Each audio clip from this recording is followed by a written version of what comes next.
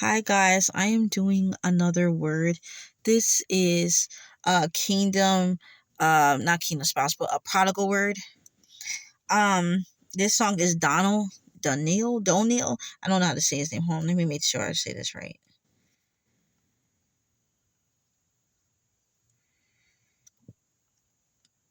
I just want to make sure I say this right. So yeah, it's Donil. Donil. Let me make sure I say it. Donil. Donald. So Donald Jones, Where I Want to Be. Here's the lyrics. All right, so it says, I just left my baby girl a message saying I won't be coming home. I'd rather be alone. She doesn't fully understand me because I'd rather leave than to cheat. If she gives me some time, I can be the man she needs. But there's a lot of lust inside of me. But we've been together since our teenage years. I really don't mean to hurt her, but I need some time to be alone.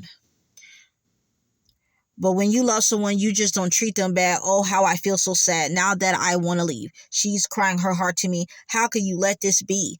I just need time to see where I want to be. Where I want to be. Sweet little dee-doo. I don't mean to hurt you, baby. Oh, no, no. Never did I imagine that you would play a major part in a decision that's so hard. Do I leave? Do I say, do I go? Or think about my life and what matters to me the most? Girl, the love that we share is real, but in time your heart will heal. I'm not saying I'm gone, but I have to find what life is like without you. But when you love someone, you just don't treat them bad. Oh, how I feel so sad now that I want to leave. She's crying her heart to me. How could you let this be? I just need time to see where I want to be, where I want to be. Sweet little Dido Dee. I don't want to hurt you. I don't mean to hurt you, baby. See, when you love someone, you just don't treat them bad. Oh, how I feel so sad now that I want to leave. She's crying her heart to me. How could you let this be? And I just need time to see where I want to be. See, when you love someone, you just don't treat them bad. Oh, how I feel so sad now that I want to leave. She's crying her heart to me. How could you let this be? And I just need time to see where I want to be. So when I'm getting this, your prodigal, they clearly love you, but they needed to leave before they did something that would literally ruin everything. If they did decide to come back and come back the right way, if they end up cheating on you, they know darn well you're not going back to them. You're not going back. And so, and that's the thing in this situation, they're not going to do that to you. They see you too precious, too delicate, too beautiful inside and out to do something. This goes to the man or the woman, whoever that left you. You think that they left and they just done with you and all that stuff. And it's also causing you to also, as you are, it's causing you to have this isolation with the Lord.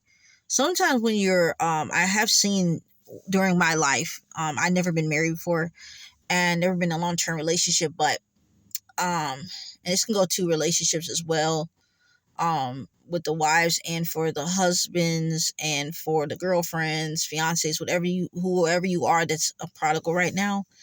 Um, like I realized that if you met someone at a young age, or you just been with them for a lot of years, a lot of things happen to you where it causes you to do this disconnect, and it's not even something that like you purposely try to do.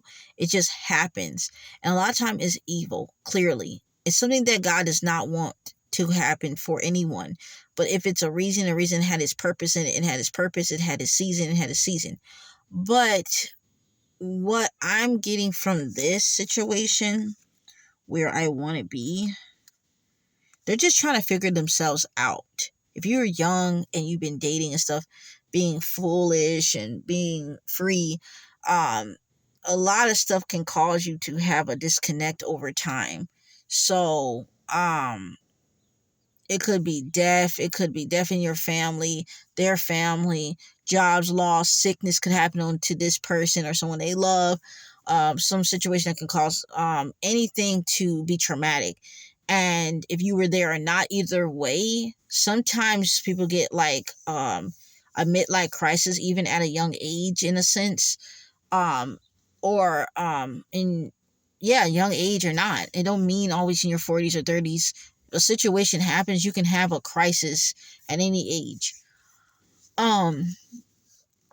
So I'm just saying this is basically, this person wants to be back with you, but it's some stuff that is going on that's causing them to have this disconnect. And it's nothing that really, I'm not saying you caused it, and I'm not saying that he caused it, but life is life. Okay, and God is allowing the separation to happen and to have happened, and it's happening right now. And when y'all get back together, it will be better this time. It will be better. You get what I'm saying? It won't be all of that. You said, I said, you holding the past about what they probably did, what they probably said. It ain't going to be none of that no more. They need to figure out if they do want to be a cop, or if they want to be a doctor, if they want to be, they never really figured out about how to be anybody, because they always were in a relationship.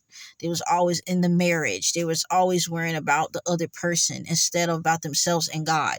First God and then themselves. They never really figured out what is to life instead of being in a relationship and being in a marriage. Being a mother, being a father. They never really figured that out. It just stuff went so, it might have looked slow because y'all took 5 to 10 months before y'all got together when y'all were 16 or when y'all were 25 or even 30. But it was fast for them, clearly, because they didn't figure out about the traumas that probably happened to them when they were younger, when they were little kids and stuff like that.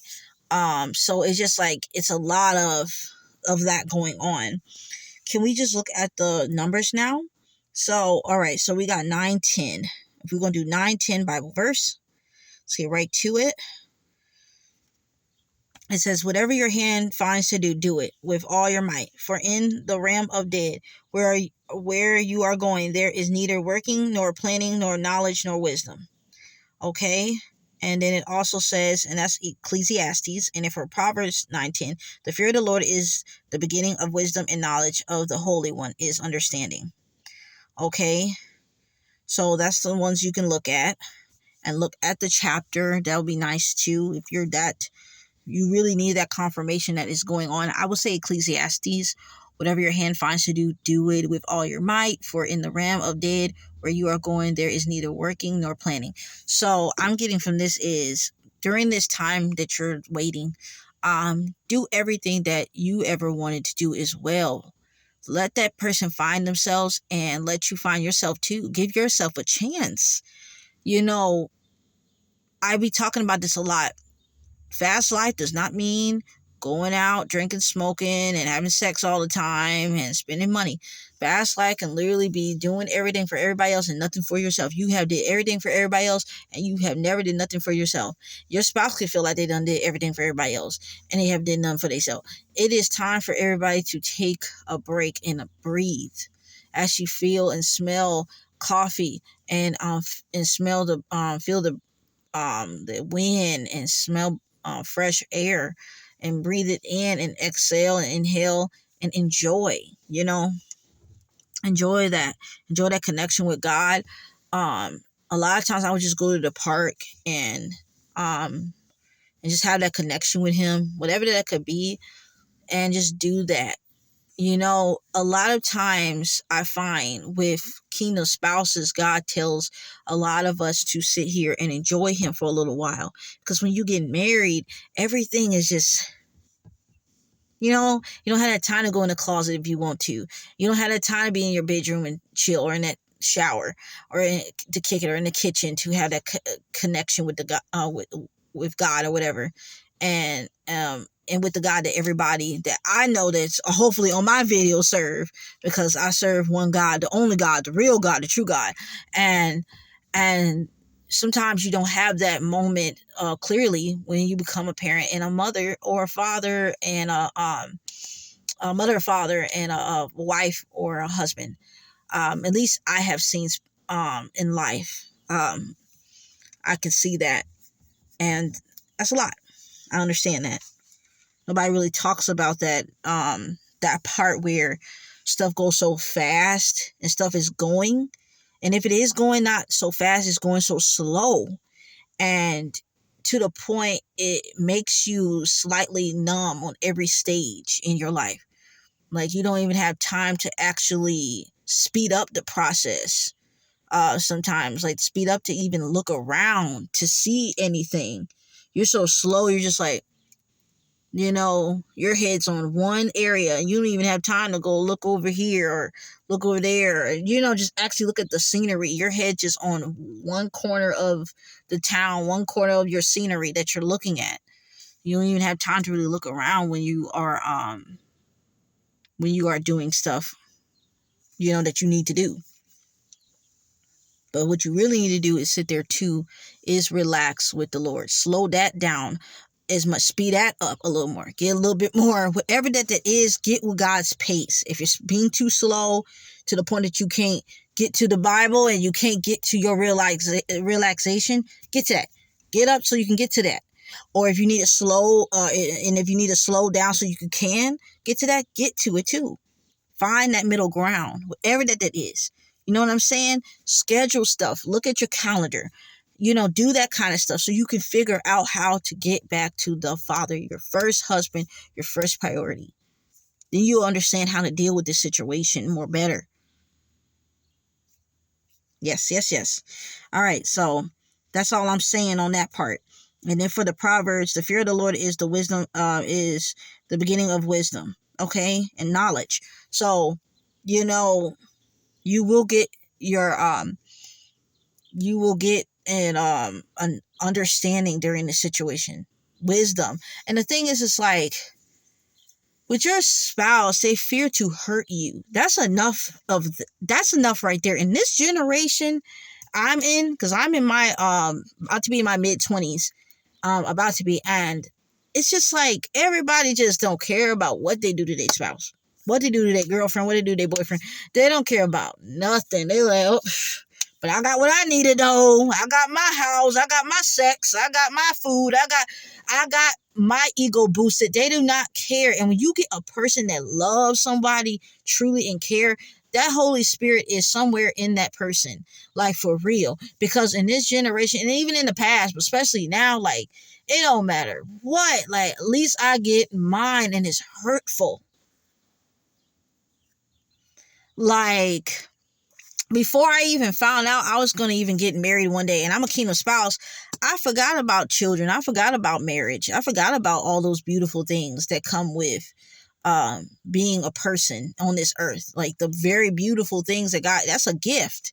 And your marriage and your separation and your engaged, if you're engaged and y'all separated right now, or y'all are in a relationship and y'all separate, whatever that could be, that's a blessing. That's a gift. And that money cannot buy, sex cannot give, that ego cannot boost. It ain't none of that. It's literally all God. Like that ego cannot get boosted with love like that. Sex can't do it. Money can't do it. Nothing. That is a very intense feeling. I know that you're feeling inside within yourself of this separation. You don't want to be like everybody around here playing games and being toxic, but you don't want no toxic love. God does not want that for you. He don't want somebody that's been acting narcissistic. He don't want you acting narcissistic. He wants y'all both to be respectable to each other. That's how God is respectable to you. He respects you, have boundaries, respectfully. Like, he's a gentleman. God's a gentleman. He do not do things. And if you feel like this person been crossing stuff, or they feel like you've been crossing stuff, whatever that could be, and something that you're not even trying to do, if you are I'm not trying, but if you are being selfish possibly, and they're being selfish and they don't know it, God will show that. God will humble them through this process. God will humble you through this process, whatever that could be possibly. But whatever they might have said to you, whatever they might feel about you, then God will, show you if that's so, if that's true, or if it's from the enemy speaking through them, or if whatever you done said and whatever you done felt, and God will show you if that's something from the devil that is speaking through you, and he will let you know, because either way it's evilness that's going on. But sometimes people think because you're God's child that God's always speaking to you. Sometimes the devil gets stuff in your brain and make you think something about somebody that is not true. And you need to have that realization and that awareness with the Lord and know the Bible enough to know that whatever I'm feeling, it could be judging. Whatever I feel, it could be fear. Whatever I'm feeling could be confusion while I'm having this emotion. So you need to understand that, because that don't mean that you're an evil person if you're having thoughts here and there. It happens. And that's where you have that connection with the Lord. That's where you do your praying, your petitions, your fasting, so you can get connected back with the Lord if it's that bad, and if it's get to the point where it's being presented to people in a very ugly way. Because let stuff be in the mind, so God can help and work with you with that. Try your best to never actually do it and physically do whatever you're thinking in your head. You know what I'm saying? So make sure that you don't do that, because if you do, you're going to have to deal with the whole possible consequences, especially if it's something that, that could really hurt someone physically, or just, the heart or the mind, the soul and stuff like that. So that's a consequence. You probably get someone to leave you or don't trust you ever again. If they do leave you, they're never coming back. Some people, you do a few things or certain things, they got a certain type of, ego that can be bruised, or just a certain type of respect of themselves, and they're not going to deal with certain things. So I'm just saying is that have that connection with the Lord so you can stay on your P's and Q's to a certain degree, because you are not God. You are not Jesus. You're going to make mistakes. It's just a thing about purposely doing it and doing it all the time and not even caring about a person's emotions and about their just overall health. You just don't care. And nobody want that. And you shouldn't want to be that. So it's just like, make sure you keep yourself on the up and up. Oh my God. That's a bee. Wow, I haven't seen a bee in a minute. That scared the jibby obby doobie. Woo! I'm like, baby, I never got stung by a bee and I don't want to. Okay, and I don't want to. What's that? What's that? What's that? All right, so we got 132. So I'm sorry, can I look at this? Did I do this right? Okay.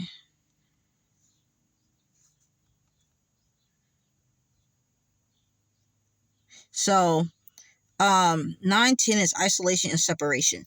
So yes, you are having a separation, clearly. And it's going to be isolation. Something that can connect you to the Lord. How wonderful is that? You're going to have more connection with God since you are isolated. Don't look at it like, oh my gosh, friends are leaving me, family members are leaving me, and people turning against me, all this stuff. It is to cause you to really connect with God and get to the root of who you are and a root to the situation. A lot of times, in this situation, he's going to allow your spouse, he's going to allow your girlfriend or your boyfriend or your fiance to disconnect from you. He's going to allow friends and family members to do that so you can figure out who you are. Sometimes we're so caught up in talking to people and doing this, doing that. We have never had alone time to ourselves. We're very communicative with people. We like to converse, and to the point where now I don't converse and have all this communication, but I need to now sit in my own lonely. Yes. So, yeah. So let's look at it. And you are, yes. So let's look at the other one. 2:25 Bible verse. Let's look at that one. It says, I will restore to you the years that the swarming locusts have eaten, the hopper and destroyer and the cutter. That's Joel 2:5. So that's what's going on. 2:25. Yes, 2:25. I meant to say Joel. Okay. It's probably been going on for a while. About 5 years, 4 years, y'all been separated. And you still been loyal. And they probably have been too. But all I'm saying is that I will hope so, and I know you will hope so too. But if you're doing a separation, it could be a chance of a lot of things happening. But in this situation, it looks like the person more likely ain't trying to go to that route. They're trying to make sure that it doesn't do that. So I don't want to have sex with people. I don't want to do all these worldly things to figure myself out in a point where it's just destroying me. I want to make sure that when I do this, because there is something, it's something wrong here. Like, it's something they're missing. Something they never did. It's something egging on them to go live this life that does not involve you for many reasons. And it doesn't always look, and it doesn't always mean that it's in a bad reason. It's a reason why they're doing this. It's clearly to get connected to God, and maybe to find clearly their purpose. I don't even know what their purpose is. A lot of us in the world are just figuring out that we actually supposed to be this or actually supposed to be that. We've been living the devil's purpose for us for so many years, and it's just like God's like, let's cut this all down. Like, let's get a big old axe and just carve this tree out and cut it out and all that. Like, because this is not what God has for you. You are his child. He's not going to keep you in the chains, in the bondages forever. Even if you're married, you're thinking to yourself, like, how this person got this whole life with me and is perfect, right? But why is they acting all crazy or want something else? It's not that you're not good enough. It's that it's a lot of times it's time for them to get their purpose. And their purpose is not only just to be a boyfriend, a girlfriend, a fiance, a mother, a husband, a father, a wife. It's more than that, because it first comes with they come out of their mother womb alone, and that's how it go. And they need to have their own alone and their own purpose, mission. And so that's what they need to be doing. Okay? All right? So, and that's just what it is. A lot of times it ain't even nothing to do with you. Okay? And it says, 225 says truth. It says, and it says reality. They're having a reality check, during this separation too. They're having a reality check of the wrongs and the rights of them as an individual and in a relationship with you. They're having the wrongs and rights. And it's, and it is a serenity feeling that they're having. They're feeling, like peace with that. So when they come back to you, it will be peace. It won't be the little snickery marks and the remarks that's been going on, the bickery here and there. It will be more of a peaceful energy that's coming back to you. It's not gonna be all that crap, like it's straightforwardness. They're gonna be, everything's gonna be good, and it's consent and agree. 225. So they're consenting to God about anything that the Lord has told them about y'all two and y'all mission and their mission as an individual. They have consented to God about it, and agree with whatever that could be. Because a lot of times we are back and forth with God. A lot of times we're like, no, yeah, no, yeah, no. And we ain't gonna keep doing that. God's like, and they realize it's like, too. You know what I'm saying? So that's what's been going on. All right, baby. All right. So, all right, we're going to do 318 on them. Okay. Hey. All right. So 318, John, it says, whoever believes in him is not condemned. But whoever does not believe stands condemned already, because they have not believed in the name of God's one and only Son. So since you believe in the Father and you believe in everything of that, God has you. You know what I'm saying? He has you. So you believe it. So I just seen a bird. Beautiful. Anyway, if you are certain that God is real, he has you. And stop looking at, like, the devil does condemnation. He'll have you sitting there, I should have said that. I shouldn't did this. I shouldn't did it. That's all that devil stuff. God does convictions, okay? And he doesn't do it to sit there and be like, you did that, do, orange, red, blue, and some orange juice. He's not going to do all that crazy stuff to you every 5 seconds. He's literally going to be trying to tell you the ins and outs of what's going on and what's not going on. He's not going to try to sit out here and make you feel like crap. You know what I'm saying? That's the devil. So, Proverbs is 3:18. She is a tree of life to those who take hold of her. Those who hold fast will be blessed. So in this situation, God is showing you also self-love about yourself, a man or a woman.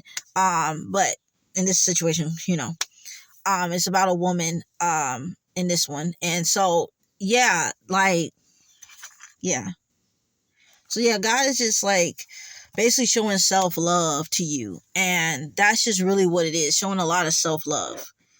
During this situation, making you realize you never really cared for yourself that much, but you're going to learn to care for yourself during this situation. And that's just the truth, and I'm not saying it wasn't certain things that were said and the way they left was just wrong. I'm not saying none of that. I'm not saying that. But at the end of the day, this situation is to teach you self-love. So crazy. I talked about a bee yesterday. So scary. Oh my God, it's so scary. I love bees for the honey. But I don't like them. They scary. And I do like the colors of yellow and, black and stuff. That's fly. But man, I'm scary. Oh, I just realized something. I have a package coming in today. It's gonna be very nice. And yellow is a vibe to me. I love yellow. I love it because the sense of the sun and stuff like that with God. So yeah. So, and then we're going to look up, and so it says 3:18 Strong's is necessity. It says calls for timely help. Strong force needed to accomplish something. So don't try to sit out here and contact this person. Don't be trying to do anything until God allows you to do that. Okay? You will get your dreams. You will get your visions.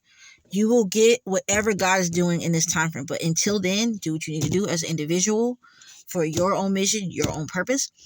But do not get compulsivity. I'm seeing that compulsory. Yes, let me make sure I'm saying that right. All right. Compulsory. Yeah, compulsory. Please do not do that. Do not. So relax. Don't get impulsive and compulsive about it. I meant to say, yeah. Don't do that. Just relax, okay? Because God got it. All right. I love y'all all in Christ Jesus. I hope that y'all. Oh, I also wanted to say for 132, God had me talking about that verse a lot, and I love this verse. Okay.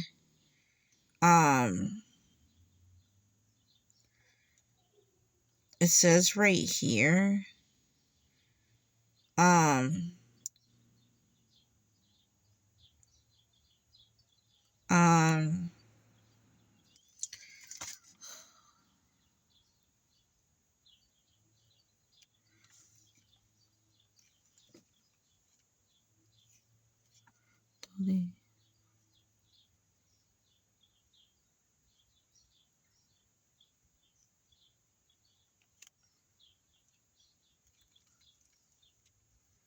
I'm just seeing something right now.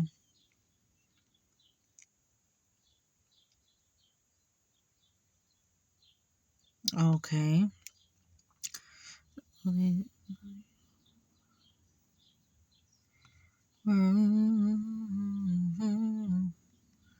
Alright. So, it says right here. During this process, you will be getting help. You're not on your own, like I said. You're not on your own. So, what I wanted to say is that with Hebrews 13:2, do not neglect to show hospitality to strangers, for thereby some have entertained angels unawares. Okay, so God is not having you do this alone. You're not alone. Okay? The angels will come in your dreams. They will come to you in the fleshly form. You probably won't know. And if you do, that is incredible. Okay. But because this stuff, anything can happen. Like, man, I didn't even know this is a possibility of see, I thought when I was a child, I thought prophets were gone. I didn't thought it was any more prophets. I thought nobody could be a prophet anymore. That's gone. And until I found out I was one. So that's just crazy enough for me right there, is that it even is more prophets to help other children of God, other prophets, because I stay humble. I want help, okay, all of the time. Okay, if God send another prophet, I'm like, another this, another apostle, another evangelist. I don't, you know what I'm saying? Like, hey, because, and that's real. I don't care if you're not apostle. I don't care if you're not evangelist. A child of God is child of God. So I don't care who you are. You know what I'm saying? Anybody can help me. At the end of the day, you know, at the end of the day, you child of God, I'm on it. Because we all child of God. No matter who you are, if you're a prophet or not, you're still child of God. At the end of the day, bam. First and okay. All right. So see y'all later. Goodbye.